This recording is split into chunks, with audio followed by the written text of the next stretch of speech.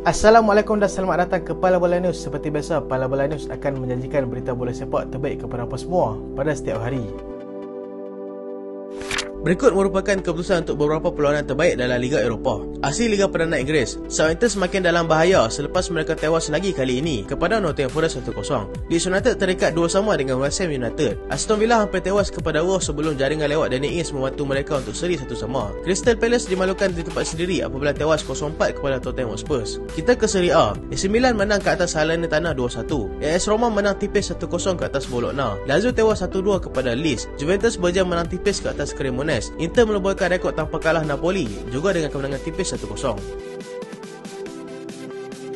David De Gea akan tamatkan kerjaya di Old Trafford. Penjaga gol utama Manchester United, David De Gea, dilihat akan menamatkan kerjanya di Old Trafford walaupun belum lagi menandatangani kontrak terbaru bersama Manchester United. Perkara ini disahkan sendiri oleh beliau dengan berkata dia tidak berdepan masalah dengan tawaran terbaru yang diberikan United dan akan memuktamadkannya pada bila-bila masa saja yang dia rasakan sesuai. Fokusnya sekarang adalah untuk membantu pasukan dengan memberikan aksi terbaik dalam setiap perlawanan. Dia juga berharap akan terus kekal di United di mana dia sangat gembira untuk mengakui yang ini adalah kelabnya.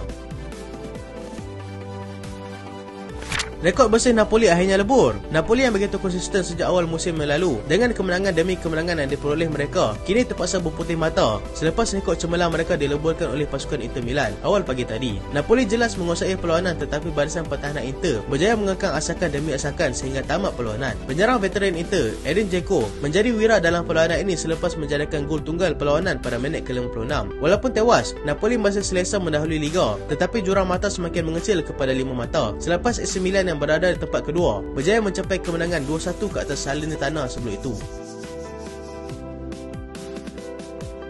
Van Dijk cedera, Liverpool panggil balik pemain pertahanan. Krisis pertahanan kembali menghantui Liverpool apabila Virgil van Dijk Sah terpaksa diketepikan akibat masalah kecederaan hamstring. Dia yang mengalami kecederaan tersebut semasa Liverpool tewas kepada Brentford tempoh hari apabila digantikan sebaik saja separuh masa kedua bermula. Liverpool terpaksa membuat keputusan yang kritikal apabila memanggil pulang pemain pertahanan mereka yang dipinjamkan ke Austria Vienna iaitu Billy Cometeo sebagai langkah berjaga-jaga kerana rekod permainan Konate dan juga Joel Matip juga tidak berapa baik akibat masalah kecederaan. Mereka juga masih mempunyai Joe Gomez dan juga Nat Phillips, tetapi pemain tersebut kurang konsisten setakat ini serta Jordan Henderson dan juga Fabinho yang berupaya menjadi centre back sekiranya memerlukan. Masih belum dapat dipastikan berapa lama Van Dijk akan diketepikan dan ini sudah pasti memandaikan kepala Jurgen Klopp.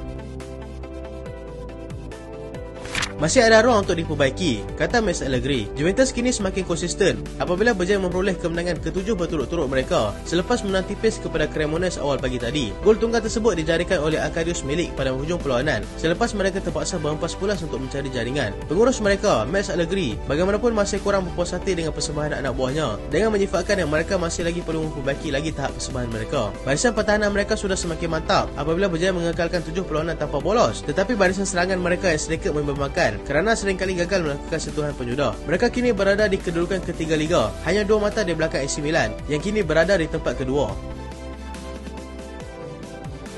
Barcelona terpaksa berhempas pulas menentang pasukan Division 3 Liga Spanyol. Barcelona yang turun sebagai pasukan pilihan untuk mara ke pusingan 16 terbaik terpaksa bertunggu selumur sebelum berjaya menyingkirkan pasukan yang berada di Division ketiga Liga Spanyol, CF Intercity. Barcelona yang turun dengan barisan terkuat mereka kelihatan seperti terlalu memandang rendah kepada lawan mereka selepas mereka mendahului seawal minit keempat melalui Araujo. Serangan demi serangan dilakukan oleh kedua pasukan dengan CF Intercity berjaya mendapatkan 3 gol melalui hat-trick pemain muda mereka, Soldevilla. Ansu Fati akhirnya berjaya menjadi wira apabila dia berjaya menjadikan gol kemenangan pada masa tambahan sekaligus memberikan kemenangan 4-3 untuk mereka mara ke pusingan 16 terbaik Copa del Rey.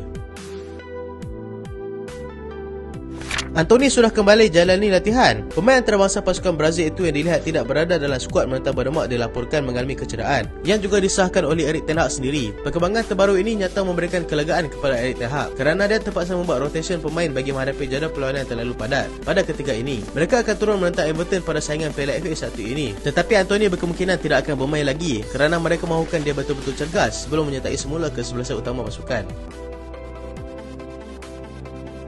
Neymar tidak hadir majlis penghormatan terakhir Pele. Pemain bintang Brazil dan juga PSG itu dilihat tidak menghadirkan diri semasa memberikan penghormatan terakhir kepada legenda bola sepak mereka yang baru meninggal dunia tempoh hari. Dia terpaksa tampil untuk memberikan penjelasan kenapa dia tidak dapat hadir untuk memberikan penghormatan adalah sebab dia terpaksa memberikan lebih fokus kepada latihan dan aksi bersama kelab akibat jadual yang terlalu padat. Dia ada meminta kepada ibu bapanya untuk mewakilkannya supaya menghadirkan diri dalam majlis penghormatan tersebut, di mana terdapat ramai bekas bintang Brazil yang menghadirinya. Selain Neymar, Ronaldinho dan juga Kaká juga dilaporkan tidak menghadiri di atas sebab peribadi.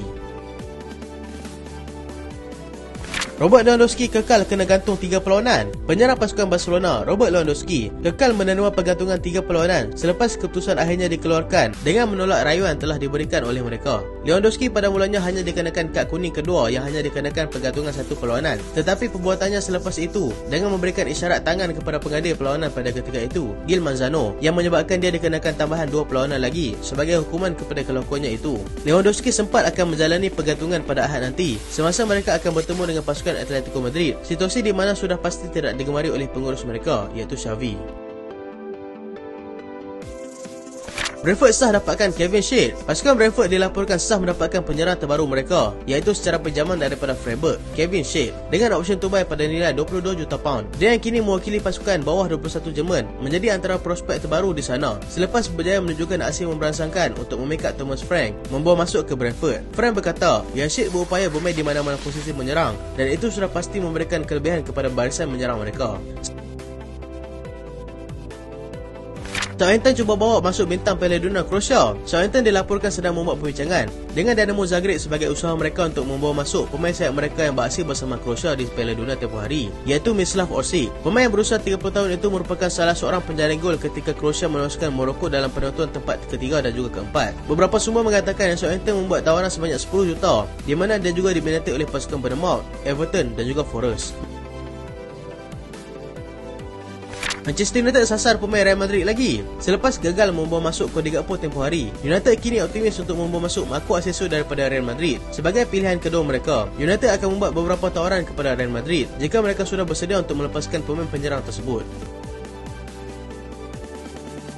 Antonio Conte sedia lepas beberapa pemain walaupun mereka sedang mengalami krisis squad depth yang dilihat semakin nipis pada ketika ini. Pengurus pasukan Spurs, Antonio Conte, dilaporkan sudah bersedia untuk melepaskan beberapa pemain mereka seperti Jack Spence, Japhet Tanganga dan juga Bryan Gil, dan berharap untuk menggantikan mereka ini dengan pemain lebih berpengalaman. Mereka kini masih dalam pembincangan untuk membawa masuk Pedro Porro dan juga Marcus Edwards dalam beberapa hari lagi. So itulah berita untuk kali ini dan terima kasih sebab tengok sampai habis. Jangan lupa like, jangan lupa share, jangan lupa subscribe. Aku Solehan. Assalamualaikum.